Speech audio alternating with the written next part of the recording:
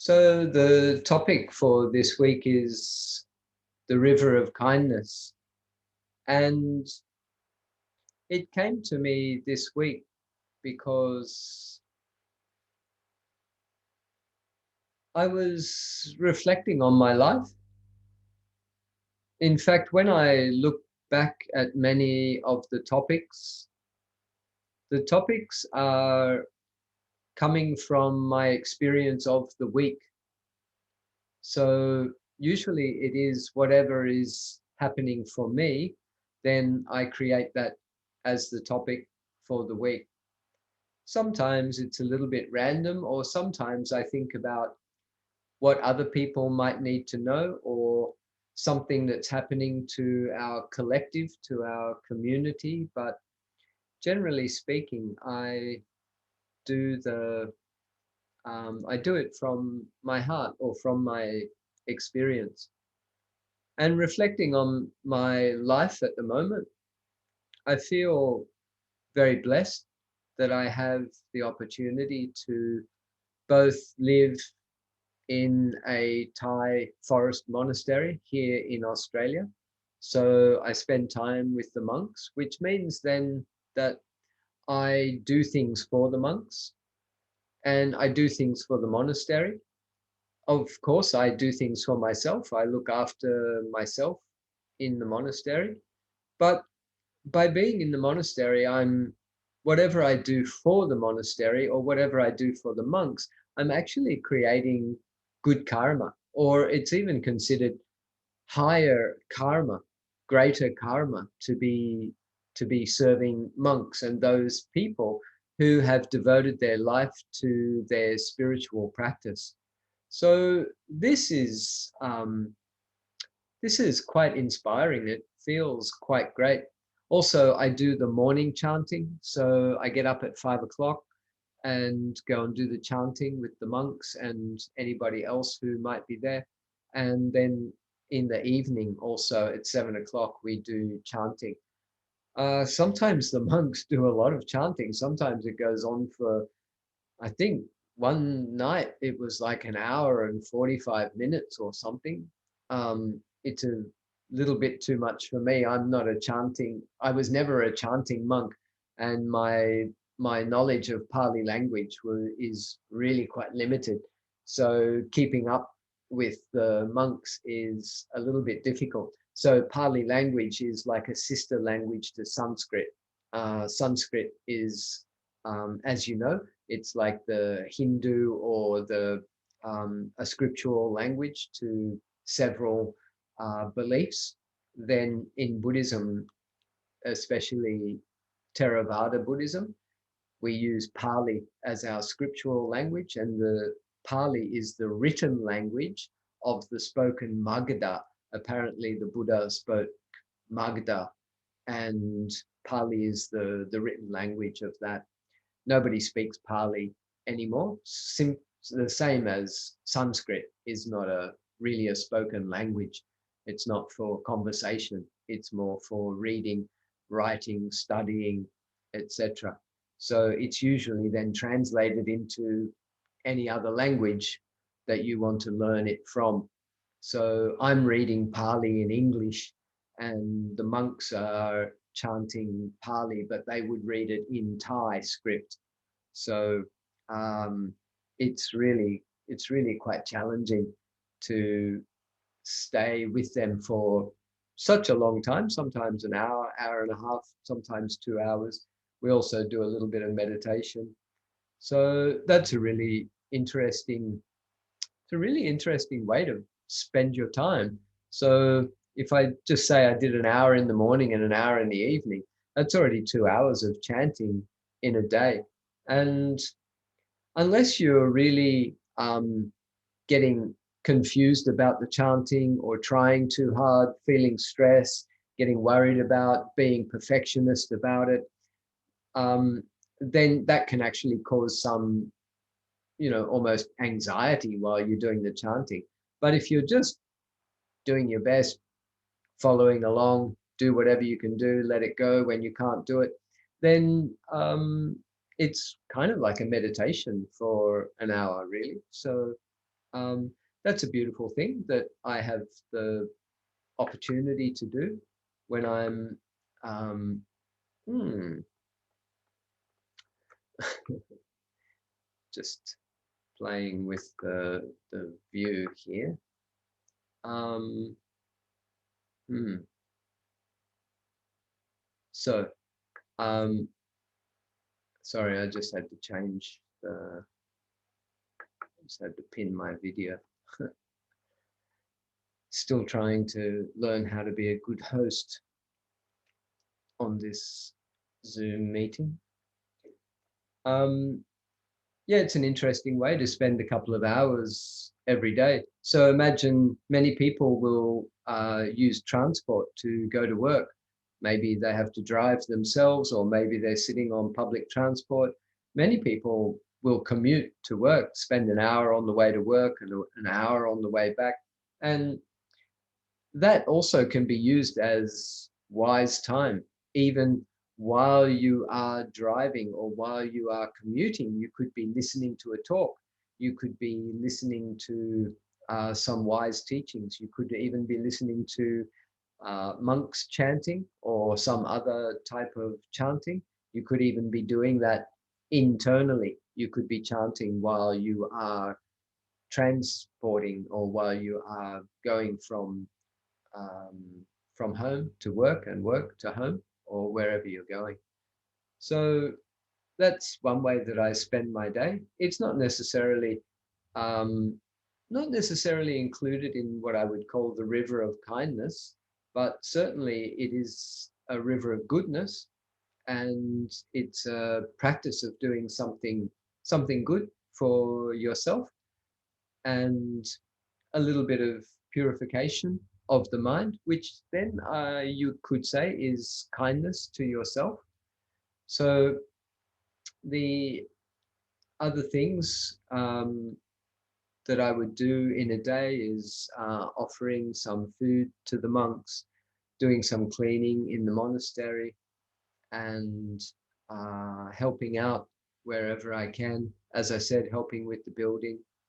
So it seems that throughout the day I'm doing some good, wholesome activities, generating good karma for myself and being of service to the monastery. So then when I'm not there, I come down to my hometown and I run a Buddhist study group on Wednesday nights, and then Thursdays I try to do something with some of my friends here. And then Thursday night, do a mindfulness course, running a mindfulness course. Friday morning, doing meditation. And then Saturday night, I do the Zoom. In the meantime, I even think consciously sometimes in the morning, who can I help today? So you might like to write that down as a little, just a little, a way to start your day. Who can I help today? Who can I serve today? What kindness can I do today? And although this is a little bit contrived, you are actively thinking about it. It's not necessarily spontaneous, but even that thought in itself is already an act of kindness. Even if you don't find somebody to help, even if you don't find some kindness to do today, at least you've had the thought, who can I help today? What goodness can I do today? What good karma can I generate within myself today? And it's not just for oneself, it's an act of service, an act of kindness. So you're actually trying, wanting to, your intention, which is the most important thing, your intention is to help somebody else. And it could be not necessarily just a person or people. It could be an act of kindness for other living beings. It could be um, actually. I want to ask you. Just ask friends here. What What acts of kindness do you find yourself doing? Can you give me some examples of something that you do in a day that you would consider is an act of kindness? Would you like to write down some quick examples? Feeding birds. Thank you, Patrick. That's perfect. That's exactly what I'm looking at. Yeah, feeding birds. Pretty simple, but pretty nice. Hey, yep. Emel feeds the cats. My friends in Turkey, there are always street cats and street dogs, and so many people put out food for the street cats and street dogs. Um, I find that a very Buddhist thing to do, actually. But in fact, I don't necessarily see that happening in Buddhist countries. So it's a beautiful thing. Sui An is sharing Dharma talks. That's really beautiful, and um, you're connecting people to various teachers and such. So you're really a networker, and in a way, again, coming back to like serving monks or living in a monastery, serving in a monastery, this is considered some of the greatest work that we can do. This is like a spiritual service. So that's beautiful. Just get back to someone else said something. Nastasia said praising people and bringing them to light with to the best within them. Yeah, how beautiful is that? Really lovely. And Katya says, I put water for the birds under my window. They have a shower and a party there every day, and it returns to me as a great happiness. Yeah. Well, look, it already made me happy. So, you know, and I'm not even there. So it's funny, what you can do then is when you do an act of kindness is you share that. You can even put it on your Instagram, put it on your Facebook, let other people see the beautiful things that you do, and then that inspires other people. So that's also my intention here right now, is to, by asking you to write down some things that you do, that then it may inspire some other friends here for them to do something similar in their neighborhood or at their home or wherever they are. Yeah.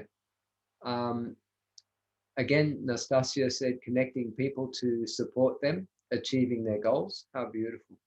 Nisa said, when I went to hospital for a check, I sent metta to women that I saw was having a hard time. Yeah. So it doesn't necessarily have to be something visual. It doesn't have to be something material or something concrete that other people can see.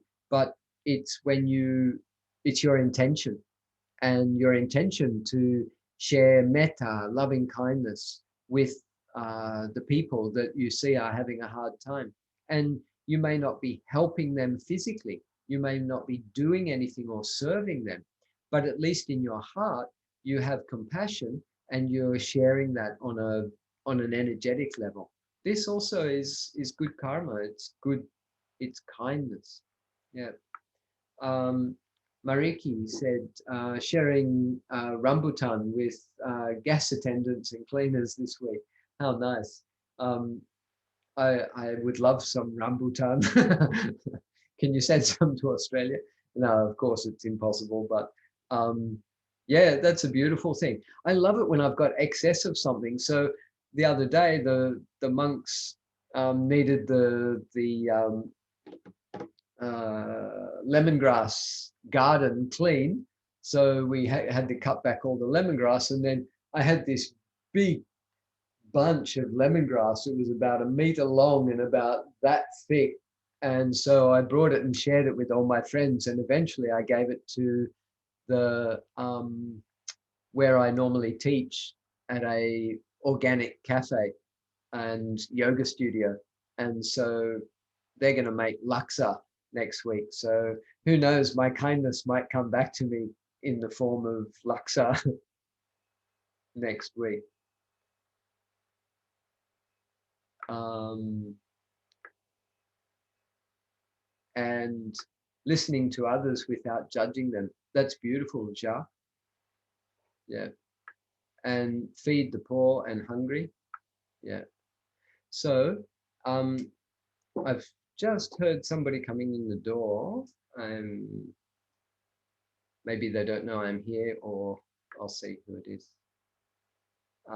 As I said, I'm in an office tonight, so and it's a share office. So just give me a second.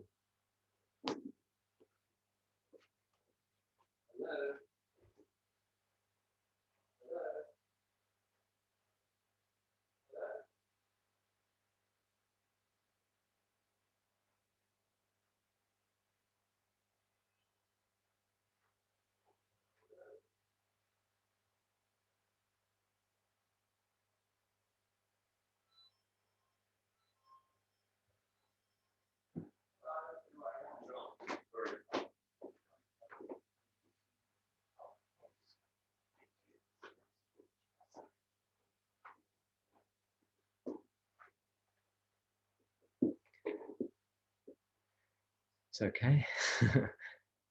I'm back. Yeah, so just a second, I'll catch up with somebody's left a beautiful message. Yeah, Jacques said, listening to others without judging them. Sometimes, yeah, of course, we're not perfect, are we? So that's beautiful. And that is a real practice in itself. It's a real act of kindness to be able to just be present with someone, to just hear them, just listen to them, let them say what they want to say. So parents need to be able to do this with their children instead of, um, being impatient when they're listening, or telling the child to hurry up, or the same. I learnt this one when I was out at the nursing home with my mum. And some of you will remember that when my mum was in the nursing home, I used to call the nursing home my meditation center. So actually, when I would go there, then I was actually training myself, or practicing kindness.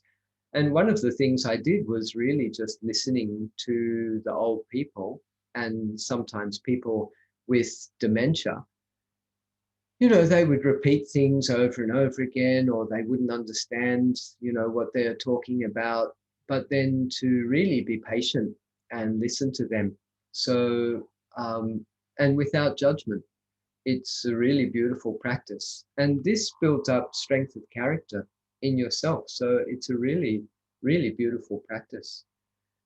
Sui Un said to feed the poor and the hungry. Yeah, that's beautiful. A lot of Buddhist groups in Malaysia are very active in supporting homeless people and feeding people who need to be fed, etc. So these are beautiful practices of kindness. Robert, hi Robert, welcome. He said, offering my hands to the village municipality in treating COVID-19 as a volunteer. Wow, that's really interesting and great work. Anka said there's been a strict lockdown in the Czech Republic since last week. So she carries a pack of respirators in her backpack because many people forget to have it with them. Oh, yeah. Um, it helped many people who could not get on the bus, or they broke up and had a spare. Oh, right. Yeah. So you meant just the masks, I guess, so that they could go on the public transport. Yeah. Nilhan, hi Nilhan, welcome. Um, did you want recording capabilities tonight? I can give that to you if you want. We feed the cats in the garden. The snails also come and eat the remains at night. Yes. So um, I the friend that I did my Zoom from last week, she said she doesn't compost her scraps. She just throws it out into the garden and just lets it go wherever. And all the birds will eat it, the ants will eat it, all sorts of living beings will come and eat it, which then also gives back to the soil anyway. So there are lots of little ways to practice kindness every day. And Mm. So thank you, everyone. ML said, as a psychologist, helping people is my job, but I don't take this only as a duty, but do this with my heart. Yeah, I think that's really beautiful and really important to to to act from your heart rather than a job and a position. It's a little bit difficult because psychologists are always warned and told, you have to keep a professional distance and you can't really sort of be friends with your clients, which is something that I have in my life, which, because I'm not a professional and I'm not living abiding by any particular rules as such, then I feel that I can be more of a friend to people rather than a very strict situation of even teacher-student, or even going to even that kind of, you know, um, counselor and client kind of situation. So it comes back to what Jacques said about just being present and listening, especially without um, without judgment. Yeah, and ML, that's beautiful. I'm sure you're a very friendly psychologist. Yeah. So thanks everybody for um, those suggestions and your input and your sharing your experience of the way that you may um, do kindness. So there was this saying that came up many years ago, and I'm sure you've all heard it. It's very common, and that is random acts of kindness, to just spontaneously help someone.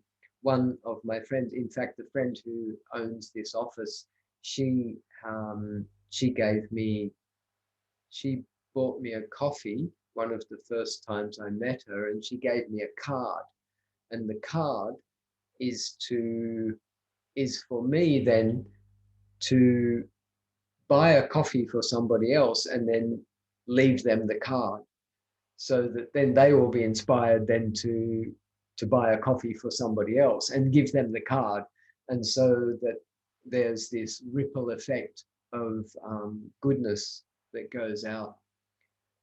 So yeah, so Ainur has written, behave yourself, and everyone according to ahimsa, non-violence principle. Absolutely. So this is also what the Buddha was teaching, was the 5 precepts. So the first one is to not kill any living beings. And that's not easy when you're a householder, or even when you're doing gardening, for example, when I'm gardening for the monks. So it's rather difficult to dig the soil and to keep a garden when there may be living living beings in there that might be eating the plants, or of course living under the ground, etc. So even when you are walking around, to a large extent, using mindfulness to be careful where you're putting your foot, where you're placing your foot. So this is also why walking barefoot is one of the best things that we can, one of the best ways that we can walk around on the planet, because then we pay more attention to where we're putting our feet, and therefore we would step on less living beings. Whereas when we're wearing shoes, and especially if we're wearing big boots, then we don't care where we walk. We just walk anywhere and stomp around, on the planet. Then we will quite easily kill living beings. The other day, I went with my good friends, my friends from my meditation sessions and mindfulness sessions here in Australia, and we went for a bushwalk, and yeah, it was really quite interesting because there were a lot of ants on the track. So it's very difficult to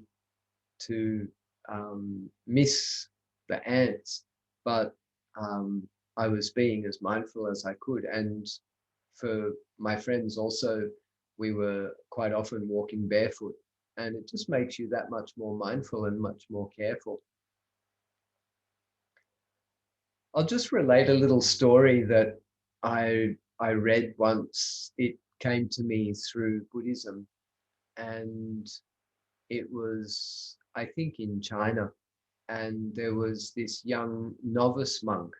So, sometimes parents, families that perhaps can't look after their children may take them to the monastery for the monastery to look after, because the monasteries are often well supported, but a poor family may not have an income, or if there's some disaster or something happens in the village where they can't look after their children, they might take them to the monastery. Or even sometimes I know um, one of my friends who was a monk, I think when he was 5 or 6 or 7, he begged his parents to let him go and live in the monastery. So yeah, tiny little, became a tiny little monk. I think he was 7 years old and lived in the monastery pretty much all his life. I think even my teacher, my main teacher, he was a monk, I think at the age of 9, or it also might have been 11 or 13 or something like that. But quite often in Buddhist countries, children can join the monastery for whatever reason, sometimes because they want to, sometimes because they get a better education in the monastery rather than outside. And sometimes there's no school around, but there's a monastery. So people send their children to the monasteries for their education, perhaps so that they can have a better life as well. So anyway, there was this story about a um, a young monk, a novice monk, um, and the senior monk or the teacher in the monastery could see that this little monk only had 1 week to live. There was obviously something wrong with him. He could see his karma. So he said to him, "You must go home and see your parents."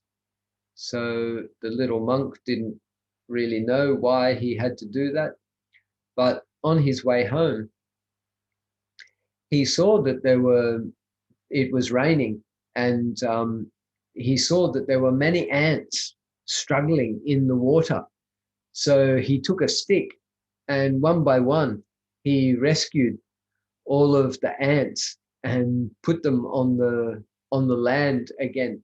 And took him a long time, and he had to really concentrate and save every single ant. And then he went back to visit his parents. And after 1 week, he came back to the monastery, and the chief monk was a little bit surprised. He said, "Oh, you came back?" He said, "Yes, master, of course I came back. You said to go for 1 week." And the master didn't tell him that he thought, or he could see that he was going to die. And he said, he said, "On your way home, or during this time that you've been away," he said, "did you do some good act of kindness?" And the little monk said, um, "Yes, yeah, oh, I remember I was saving these drowning ants on my way home." And then the monk knew within himself it was that act of selfless kindness that actually changed the karma of this little monk and allowed him to live longer. So it's a story. I don't know if you believe in stories or whatever, but I quite like that. I like the way that um, it's it shows that there is a possibility that when we change, when we do an act of kindness without thinking about the rewards, so it's selfless kindness, and it's usually spontaneous. So often when people are called heroes, they are heroes because there is a situation where they can see that somebody else is in danger, and they don't care about their own personal danger. They just go and save someone. Like, you know, maybe an old lady falls in the river and somebody just dives in. They don't think about themselves and they rescue the old lady. Or it could be a child, or it could even be a cat or a dog or something like that. Or perhaps there's a house burning and somebody hears that they scream in the house and they go into the burning house. So in this way, they are not thinking about their personal safety. Their only their only commitment is to that, to rescuing somebody else, and they are called a hero. And even in many, um, in Christianity, um, the term saint. So we've all heard of Saint Christopher, Saint John, Saint Teresa, Saint. There's many, many saints that have come up through history. Many of them also became saints because they suddenly performed a miracle, usually in order to rescue others, to save others, to help others, and they did it without thinking about themselves. They do their selfless act. It's not, it's not intentional, as in it wasn't premeditated. They didn't think about it beforehand and think, right, you know, on Tuesday afternoon, I'm going to do this act of kindness. It's just suddenly they find themselves in a situation and they do something quite miraculous, quite amazing. So this is extremely good karma, but it's not good karma that can be planned as such. So that's why I said earlier, when you wake up in the morning, you can't necessarily plan the kindness you can do. So of course you can. You can say, oh, I'm going to go to the nursing home today. I'm going to, you know, do this. I'm going to do that. Or yes, you can definitely plan your kindness. But then with mindfulness, we can see opportunities where we can do instant karma, instant kindness, and help somebody, which then changes your karma. It changes their karma and it changes your karma. So this is also very beautiful. Irina wrote, treat everyone with kindness as you would like to be treated yourself. However, I would like to elaborate on that later. Have had really bad experiences, not complaining. Okay. Yeah. Well, um, you know, karma works in many different ways. Uh, it first that there has to be the intention. So um, it could be a good intention or a bad intention. So we generally talk about good karma, bad karma, but actually karma is just karma. And when we looking at things objectively, there isn't anything good or bad as such. It is simply karma. But we could say, for example, if you did something, some bad karma, some negative action, then that would generally, we would assume, would produce some negative result. But the conditions have to be right for that negative result to arise. So it may not arise instantly. So we talk about instant karma, where you might say something harmful, and then the next moment something bad happens to you. We could say, oh, it's instant karma. But then we could do something harmful now and, let's say, kind of get away with it. Nothing bad happens. And so we continue on. And many people will do this, like, for example, killing living beings or stealing things. So, oh yeah, that was what I was talking about, the 5 precepts, which are an act of kindness within themselves. So there's the first precept to um, not kill any living beings. The second is to not steal anything or take anything that's not yours. The third one is to refrain or abstain from sexual misconduct, sexual misbehavior, kind of fooling around and making trouble through sexual activity. Harmful speech, including telling lies and even just gossip and any kind of harmful speech. And the last one is to refrain from taking alcohol or drugs. Because if you do take alcohol or drugs, you lose your mindfulness and then you can break the other 4 precepts.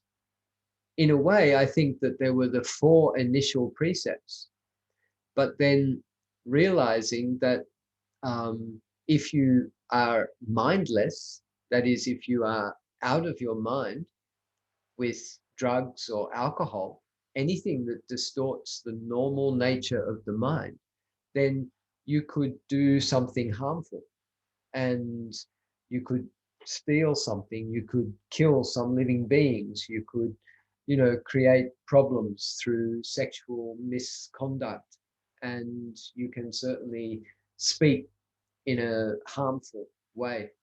So you can see this when people get drunk, and you might even reflect on your own experience, if you have any, of when you have perhaps in your teenage years. I know I can reflect on my misspent youth, where I did drink alcohol, got drunk, did stupid things. It seemed very funny at the time, but of course I was creating bad karma. And then people will say, "Oh, it's because I didn't do it. It was the bottle made me do it. The alcohol made me do it. The devil made me do it." Trying to blame our karma on other things, but it doesn't work. If you take the alcohol, that's your karma. And then whatever arises from you having taken alcohol is also your karma. We can't blame it on the alcohol. And many people have tried to do that. And some people actually, they seem to, in some laws, in some governments, they seem to be able to be reprieved or released because they didn't know what they were doing. But as far as I'm concerned, if you take the alcohol, then you know you're taking the alcohol. If you take the drugs, you know you're taking the drugs.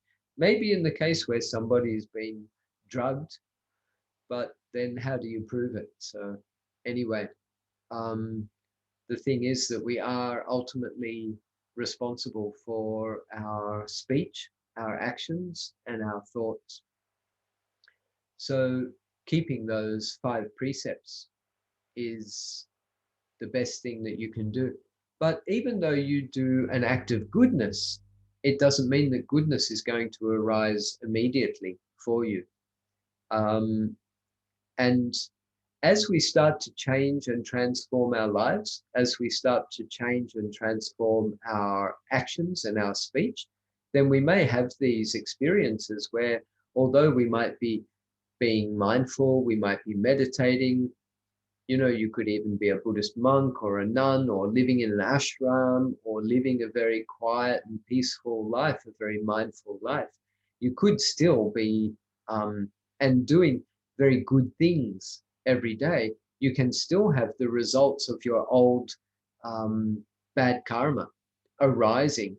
And people might say, "Oh, hey, I'm a Buddhist monk, why am I experiencing this pain? Or, why did somebody steal my robes or something like this? Then it's still coming from the past karma.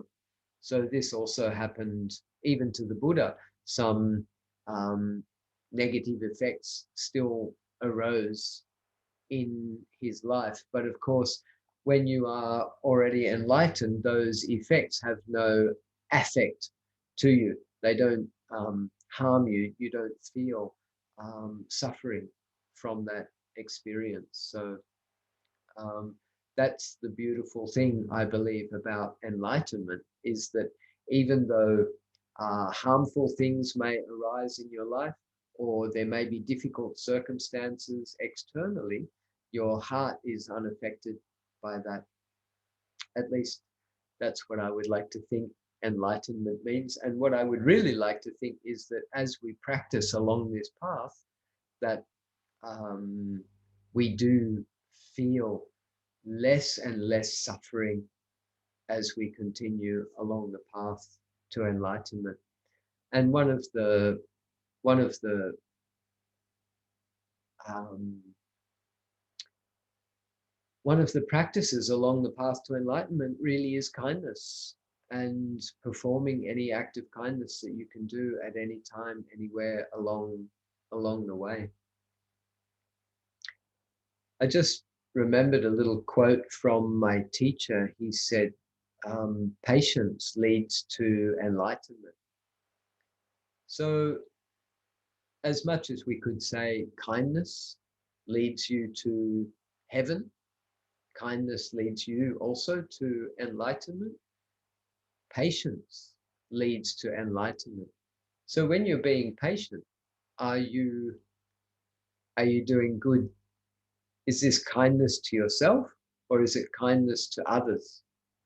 So I would venture to say that it is in fact um, kindness to others, because you're not displaying impatience, you're not being stressed by the external situation, and so you remain calm. When you remain calm, when you are patient, then people feel that, especially if it's genuine patience, not just practicing patience. That's a good thing too, especially if you're an impatient person, an angry person, um, to withhold your anger, to withhold your impatience, and to practice patience is certainly a beautiful thing to do. But when it arises very naturally, then you know that you have changed your character, especially if you've moved from an impatient person to a patient person. And it really arises spontaneously and it's effortless. You're not trying to be patient. You just are patient. That's a beautiful experience, to know that you really have changed. And it's really an act of kindness to others. And so just reflecting back on those 5 precepts, those also are an act of kindness to others. Ultimately, you are the one that experienced the benefit from that, from keeping those 5 precepts. So when you don't kill, you don't steal, you don't cause any harm through sexual misconduct, you don't tell lies or use harmful speech, and you don't take alcohol and drugs, then it's your good karma. It's the kindness that you are giving to yourself. But while you're doing that, you also give kindness to others. Thank you, Tanea. You're welcome. You can go. Thanks. Love to you too. So it's interesting that when you love yourself, of course, it's an act of kindness to yourself. But what you are ultimately doing is creating then the ground in your heart. Your heart is becoming fertile for you to then have love for everybody else. People in this world, many people will pretend to be kind. So outwardly, they are being kind. They do good things for other people. But inwardly, they are actually angry, angry with themselves. Perhaps they don't like themselves, don't love themselves. It could even be the extreme of they hate themselves. But because they hate themselves, they try to do good things outwardly in the world to show other people that they are a good person, so that other people will in fact love them or show them kindness. But it's because they lack that kindness within themselves. They lack kindness to themselves. They are not kind to themselves. They may even blame themselves, shout internally at themselves. You know, when you do something wrong and you might say to yourself, oh, you stupid idiot, why did you do that? You can be abusing yourself. You could be swearing at yourself. You could be really beating yourself up, punishing yourself, hating yourself. But you wouldn't do that to anybody else. Not to your children, not to your partner, not to strangers, but you do it to yourself. So where is the true kindness? Yes, it's nice if you can do good things for people on the outside, but look at your intention. So I challenge all of you, when you find yourself doing good things, ask yourself, what is my real intention here? Many people are very clever at helping other people. They do a lot of work for other people. Why? Ask yourself, what's my intention? Am I covering up the evil or the darkness, the negativity in myself? Am I trying to project a good image to others so that they will love me in return, or so that they will give the kindness to me in return? Then you have to ask yourself, why do I need that? There is a big misunderstanding in this world. In our society, it's very, very strong. And that is that love comes from other people. All of our love stories and our love songs and, you know, even Valentine's Day bullshit, if you'll allow me to say that, this projecting onto other people, expecting them to love you, and our seemingly constant desire for other people to love us. For some people, this is what they do for almost their entire life. They just search for love from somebody else. You will hear many people say, I'm tired of helping other people. No, I'm tired of trying to please other people. So look into your relationships. Many of us, because we are probably quite empathetic people, we are empaths or we are sympathetic, we want to help other people.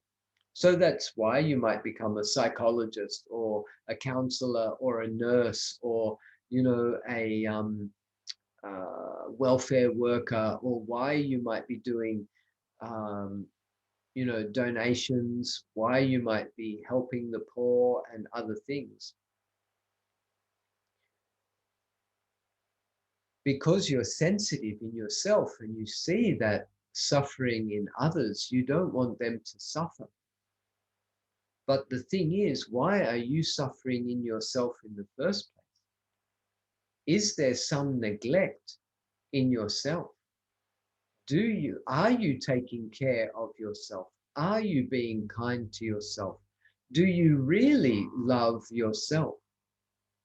Or are we putting things out there? We're trying to please people. So, of course, the two main people in our lives that we try to please the most, first is mum, our mother, and the second is our father. And then if you don't have your mother or your father, then you're trying to please your grandmother, your grandfather, your uncle, your auntie, your brother, your sister. And then as we go through life, we want to please our teachers. We want to please our friends. So we give gifts to them. We try to do things for them. We try to make them happy, because when you make somebody else happy, they show that happiness back to you. And so you feel fulfilled. Why do you need to be fulfilled in the first place? There's something missing inside you. If you look at your intention. Now, many people will just disregard what I'm saying. They'll just cut this off and they'll say, oh, no, no, no, I don't do that. I don't do, community service just to be thanked for it. Or, um, I don't help other people because I get a benefit from it. I think you need to carefully look within yourself, because most egos, most human beings who are in the act of serving others are actually in the act of serving themselves. There's nothing wrong with that. That's human nature. That's what we do. But when you start to see deeply into your intentions and you start to understand there's actually something missing in my heart. I don't actually love myself. Therefore, I try to please others so that they will show me happiness. They'll smile at me. They'll do things for me. They will show love to me. They will give me attention. That's why we keep seeking attention. That's why, women are wearing these, eyelashes and makeup and trying to make themselves beautiful, and going on Instagram, putting their pictures everywhere, doing videos, etc., etc. They're trying to get love, attention. We call them followers these days. Followers on Instagram, or followers on Facebook, or whatever. It's kind of like fans. Why are we doing that? And again, people will come up with very good reasons why they're doing that. They say, oh, well, it's my job, it's my business, or, oh, well, everybody else is doing it, or it's cool, it's fun, I love it, blah, blah, blah. Yeah, true. It's all of those are very valid. This is the world that we live in. But when you become very, very mindful and you start to practice deep self-contemplation, deep introspection, and you start to investigate your own intentions, the intentions behind what you're doing, you will see that it is actually self-serving. You will see that you are really actually feeding your ego. That's what we do. Human beings feed their egos. It's just what we do. I feed my ego. It's what we all do. We just don't know that we do that. It's like there are so many things in this world that we do that we are unaware that we're doing. So many things that we experience that we are unaware that we are experiencing. So I'll lead you into some of those things while we're doing the meditation. Many of them, many of you have already experience through the guided meditations that I do anyway. So there are many things that are happening in our lives that we are really unaware of. We just say, oh, it's normal. Yes, it's normal, but are you aware of it? And are you aware of then the deeper implications of that? And the more you become aware of these normal, ordinary things in your life, these normal and ordinary things start to become extraordinary. They start to become teachers. They start to teach you what your true nature really is. It's unbelievable that just watching your breath, feeling the sensation of your breath at your nostrils, can actually teach you probably just about everything that you need to know. It doesn't mean that you become an encyclopedia or you become Google and that you can, do, mathematic sums and, you can answer questions to things that you've never answered before. It doesn't mean that. What you're learning is the nature of your life, the nature of the mind. You watch how the mind works. You watch how the mind and body coordinate. Then you understand how your senses work. You understand then how karma works. You understand how thoughts and mental reactions and emotions are interrelated with your senses and then your physical actions, your speech. And then we start to understand what it is that I really am, this unfolding medium or media, if you like, of speech, actions, and thoughts, this dynamic, unfolding, self-perpetuating karmic cycle. That's what you are. And when you understand this, then you start to take a step back. And you take a step back and you watch, what are my intentions? So one of the strongest intentions that we have in our life is to get love from others. And often that's what drives our kindness. Later on, we don't need to do that. When you achieve at least a large degree, a high percentage of self-love, I don't know, I can't put a number on it. I can't put a figure on it. I can't say to what extent one loves themselves. And then there's this transformation into the realization that I don't need to do things for others to get their approval and to appease them so that that will satiate me, that will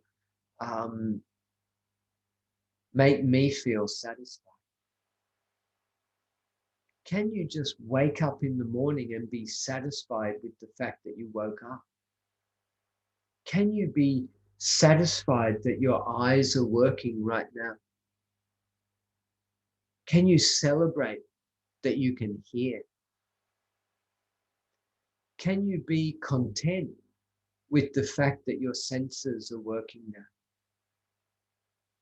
That you feel your body, you are seeing, hearing, smelling, tasting. Can you rejoice in the fact that you have a good mind?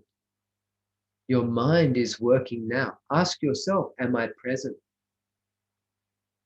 Am I aware? Can I feel my body now? All my senses are working. My body is working. My mind is working. I am here and now. This is so beautiful, so simple, so pure. And when we act from this purity, rather than acting from thought, acting from ego, acting from conditioning, acting from selfishness, and we start acting from a place of almost neutrality, acting from a place of purity, our life changes very much. We see ourselves in a different way. We see other people in a different way. We see our own speech, actions, and thoughts in a different way. We almost see them as a third party, almost like you're watching your own documentary. You're watching things unfold, but you are not doing them as such. This is a little bit deep. Many people get insight into this. Many people find this. Even ordinary people who don't meditate sometimes will have a scary experience. It seems like their life is out of control, like things are just happening by themselves, and they get really scared. Even it will scare people from doing meditation because they're afraid of what they're going to find. But we shouldn't be afraid of this, because there is something else that is operating your life. And it's not you. It's not your ego. It's karma. It's a natural law that affects all beings unconditionally. And as it is unfolding, when we step out of our thought, when we step out of our ego, when we step out of our conditioning through meditation, the mind becomes objective. It sees mental and physical processes as they really are. The mind becomes completely pure. Then we realize, oh, this is not me doing this. This is, I can say, universal law, natural law that is unfolding. Even as I speak now, this is natural law that is speaking. This is universal law. This is karma that is speaking. It's not Mr. Jeff Oliver who, studied this or practiced that or blah, blah, blah, and whatever. You don't take ownership of it anymore. Because it's not yours. It's very beautiful. Let's practice some meditation together and see what comes up. One friend has written a note here. Robert said, I found the most difficult to be kind and patient with closest people, especially my daughter. I suffer not being able to be patient with her, especially in the moments she acts and speaks differently, I would expect. Absolutely, brother. And the word that I'll put to this is, I'll have to use a couple of words, taking it personally. Because we believe that we own our daughter or our son or our mother, our father, our partner, our brother, our sister, whoever it is, because we see them as a possession, this is my property, then it should operate according to the way that I believe it should operate. But what we fail to see is what I've just explained, that something else is operating them, and that is karma. They have their own karma. They were born into this life with their own karma. You don't just adopt your karma from your parents. There's a karmic connection with your parents and your family and the society that you're born into. But you are not bound exclusively by that karma. Each individual has their own karma. When we are able to understand our own karma, then we are able to understand and accept the karma of another, and then we can be more equanimous with them. We can be more objective with them. We can be more neutral with them. That means that we won't have judgment. We won't have those expectations which cloud our mind. This especially happens with parents and children, and it happens with children and parents, but it also happens with partners. When you have a partner, you expect that that partner is going to speak and act the way that you expect them to speak and act. Maybe the way that you met them, we expect them to not change. We expect them to continue to be that lovely person that we met 5, 10, 20 years ago. But when they change, then we start to, we can't accept it, where our mind is not open. We're saying, oh, you're changed. You're not the person that I used to know. And so we get angry at them. We start to fight with them. We, we want to change them. What is this all about? This is ownership. We think that we have some kind of exclusive rights to this person and the way that they should act. The weird thing is then that we start to project this onto other people in our, even onto strangers in our life, people we work with, people that we meet here and there. We expect them to act in the way that we expect them to act, but we don't allow them to be as they are. It's a very profound lesson, and maybe it's a bit too deep for us to understand, but I'd like to share it anyway. Thank you for sharing, Robert. So we're going to do a little meditation. So please have yourselves a glass of tea if you need, or a drink of water. Please change your position, make yourself comfortable. Not so comfortable that you're going to fall asleep. I always recommend sitting up straight with the spine erect, the shoulders open, chest open, being able to breathe clearly. If you need to put the cat out or silence your phone or lock the door or ask people to be quiet, feel free.